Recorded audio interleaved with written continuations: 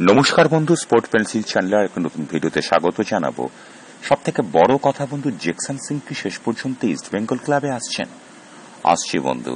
আসার মতো কিন্তু পরিস্থিতি তৈরি হয়ে গিয়েছে। তার থেকে বড় যে কথাটা এই মুহূর্তে বলবো যে সেটা হচ্ছে যে আগেকার ইস্ট বেঙ্গল কি করত, তরুণ একদম প্রতিভাধর ফুটবলারদেরকে নানা জায়গা থেকে কর্মকর্তারা বেছে বেছে নির্বাচন করতেন।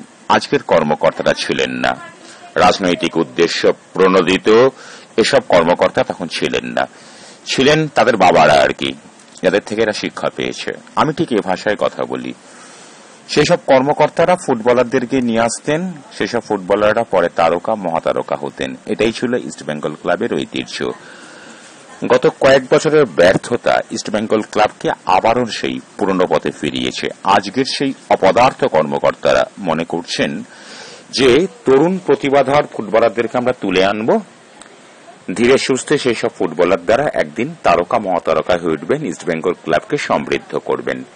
এবং আমাদের এই মুহূর্তে যে বর্তমান কোচ কার্লোস কুবারদাত, যিনি জাস্ট গতকাল না বলে মধ্যরাতে এসেছেন, আজকেই যিনি পা দিয়েছেন ইস্ট বেঙ্গল ক্লাবে, তিনি ইন্ডিয়ান সুপার লিগের একমাত্র কোচ যিনি পরপর দুটো মরশুম কোচের দায়িত্ব পেলেন। তার মানে ইন্ডিয়ান সুপার লিগে ইস্ট বেঙ্গল ক্লাবের যে কি পারফরমেন্স, কোন কোচই এক বছরের বেশি দায়িত্ব থাকেন না। এগুলোকে নিয়ে আমাদের ভাবতে হবে, আমরা পরে ভাবব।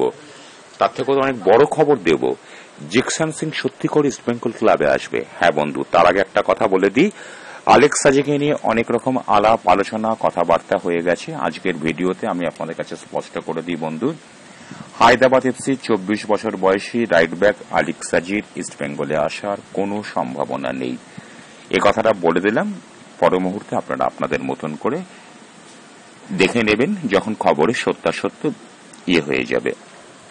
সব থেকে বড় যে কথাটা বলবো সেটা হচ্ছে যে কোচ এসে গেছেন, অনুশীলন শুরু, একদম প্রারম্ভ শুরু হয়ে গিয়েছে। দল গঠনের প্রায় 90% হয়ে গেছে। কর্মকর্তারা দিন কয়েক আগে দাবি করেছিলেন যে 95% দল গঠন সম্পূর্ণ হয়ে গেছে। 6টা বিদেশের মধ্যে 5খানা বিদেশের অফিসিয়াল অ্যানাউন্সমেন্টও হয়ে গেছে। একজন বিদেশি জর্ডান এলসি, তার এখন অবধি হয়নি, হয়ে যাবে। 6ষ্ঠ বিদেশি নিয়ে কিন্তু সোশ্যাল মিডিয়াতে রীতিমতো একটা পর্যালোচনা চলছে। আদৌ কি জর্ডান এলসি আসবে? হ্যাঁ বন্ধু, আমি আপনাদেরকে সুনিশ্চিত করছি আজকের ভিডিওতে জর্ডান এলসি ইস্ট বেঙ্গল ক্লাবের 6ষ্ঠ বিদেশি হতে চলেছেন।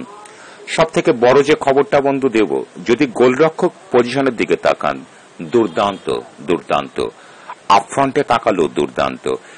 আমি একটা কথা বলে দিই যে ইস্ট বেঙ্গল ডিফেন্ডার কে বা কারা, একটু বলি বন্ধু, শুনুন, নামগুলো শুনুন আপনি।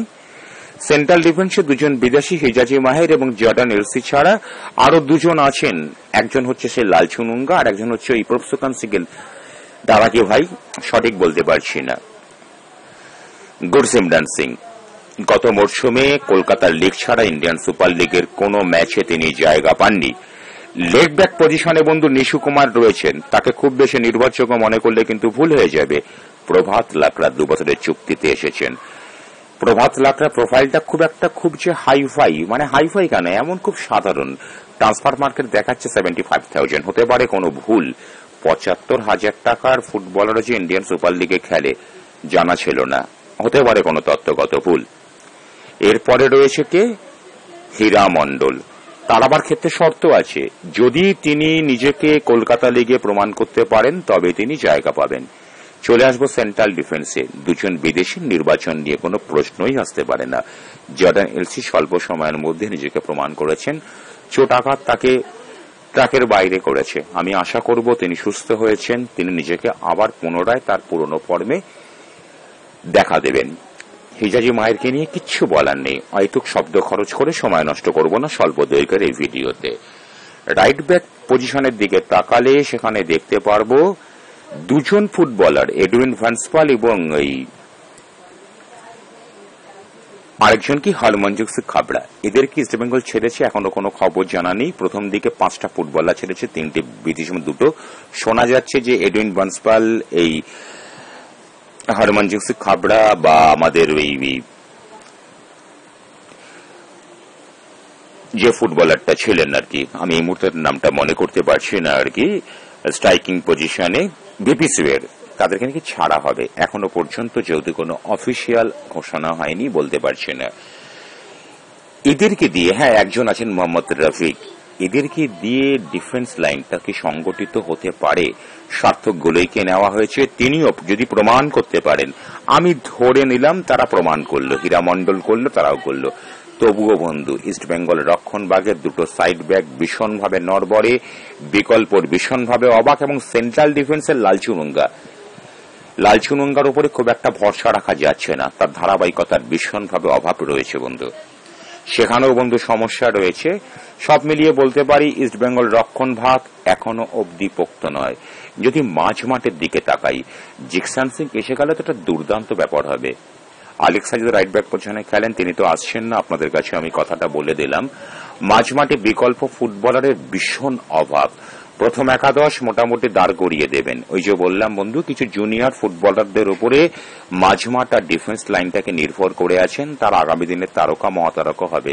কিন্তু প্রশ্ন হচ্ছে যে সাকসেস ওরিয়েন্টেড ইস্টবেঙ্গল ক্লাব, বিগত সাম্প্রতিক মরশুমে তাদের সেভাবে সাফল্য নেই, সমর্থকরা কি এতটা সময় দেবেন? ইন্ডিয়ান সুপার লিগের ধারাবাহিকভাবে ইস্টবেঙ্গল ক্লাব ব্যর্থ হচ্ছেন, পড়শি ক্লাব দুর্দান্তভাবে সফল হচ্ছেন, সত্য কথা বলতে কোনো অসুবিধা নেই, যতই গা জ্বালা করুক। সেক্ষেত্রে এখনো পর্যন্ত কবে তরুণ প্রতিভাধর ফুটবলাররা সিকে আমন, পিবি বিষ্ণয়ী, সায়ন ব্যানার্জিরা কবে নায়ক থেকে মহানায়ক হবেন, তার জন্য অপেক্ষা করতে হবে।